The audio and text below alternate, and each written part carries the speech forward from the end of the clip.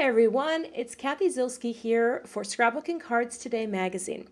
Today I've got a tutorial to show you how to work with the digital stamp package that comes with Creative Cards Volume 1.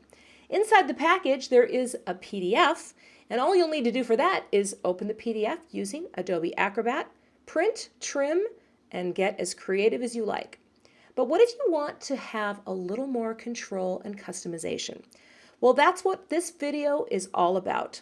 All you'll need is Photoshop or Photoshop Elements to work with the digital package. Let's begin. Today I am working in Photoshop Elements version 13, but you can use any version of Photoshop or Photoshop Elements to work with digital stamps. First, I'm going to go Command or Control O to open and navigate to where I have my folder. Now I've got mine on my desktop, and this folder here is just called SCT_CC Volume 1 Sentiments. Now inside the folder, again, there is a PDF, and you can click through your PDF and see the choices that you have. It's multi-page, and I created a bunch of different color choices for each sentiment that's in the package. And again, you can just open these in Acrobat and print. But we are going to look at the PNG files, okay? And I think I'm going to start with the first one on the list. Boo! Let's say you're going to do something for Halloween. So click on the PNG and let's open it up. Now the first thing I want you to notice if you're new to Photoshop is that a PNG is black. And not only is it black, it's just one solid color, black pixels, but the background of a PNG file is transparent. And you know this because you can see that checkerboard background. What this means is the only content, the only data that's reading in this file is appearing in black. So let's say you want to start playing with this. Well, you can change colors. That's one thing you might want to do. So let's say you don't like a black ghost. Let's pick another color. What I'm going to do is just come over here to the Set Foreground Color Square. I'm going to click on it once, and it's going to bring up this lovely color picker. Now in the color picker, you can change your hue by dragging the slider up or down, right? Let's say we want to go down to an orange. And within this area, you can click around and drag. And when you do, you will see that the color begins to change. Let's say we want to do a bright orange ghost. I'm going to click OK. Now, this is how we change colors of PNGs. With our foreground selected, we go up to Edit, Fill Layer, and here I've got choices. Under Contents, I've got Background, Foreground, Color, Pattern, Black, 50% gray, or white. Now I'm just going to go ahead and hit Foreground Color because I just chose my foreground color.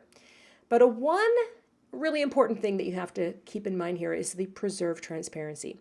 This has to be checked. And if this is not checked, your whole layer, the whole file is going to fill with color. So we want to keep that transparency and just hit the things in black. When I click OK, we change to orange. That's the basic way to change any PNG color. I'm going to undo this, and I'm going to show you another route. Again, Edit, Fill Layer, and here I can just drop down and choose color, and that will also bring up the color picker. So let's say I think, I'd rather have the ghost be a nice Halloween purple. Let's scroll around in here and go, okay, and that looks good. Click OK. You can change that way as well. Now, let's say you want to do a little bit more with this. I don't want it to all be purple, right? Well, here's what you can do. You come and get what's called the rectangular marquee tool. I am going to click and drag around the element that I would like to pull out.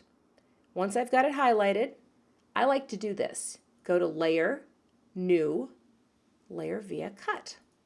Now when I do this, if you look over in the Layers palette, you will see I just created a new layer by cutting that content out of the original layer. Now, with this layer selected, I can change it to any color I want. Let's say I want to go back to black. I'll go to Edit, Fill Layer, and under Contents, I'll drop down real quick to black and click OK. See how that works? Now I'm going to grab my Move tool. I'm going to click directly on the ghost. And the reason my ghost will highlight is because I have Auto Select Layer and Show Bounding Box checked. Auto Select Layer in earlier versions is going to show up here. But now that I've clicked here, I'm going to go back and change it back to the orange. So I'm going to go Edit, Fill Layer, go to which color? Foreground, and click OK. And now I have changed some color. Now what I could do is, let's say you want to put this on a 5x7 card. So let's go Command-Control-N, and let's pick the size of a card. Let's make it 5 wide and 7 tall. Click OK, and that's the front of my card. I'm going to come back, click on the tab here. I'm going to click on the layer 0. I'm going to hold down my Shift key and also click on the Boo layer. Click on the ghost. Hold down my mouse, drag up to the tab. That document will come to the foreground. I will drag in and I will release. And it will paste it directly in the center. Now I can hold down my Option key, click, I can drag it in to size it if I want to make it a little smaller. And click the green check, and there you go. Of course, if you are in full Photoshop and you want to size something down, you have to hold the Shift key. That is the basic step for opening a PNG, changing its color, breaking it apart, and then bringing it into any project that you like to create. I hope this has been a helpful tutorial. Have fun with the digital stamps. There's a lot in there to play with a lot of different sentiments. Thanks everybody, and have a great day.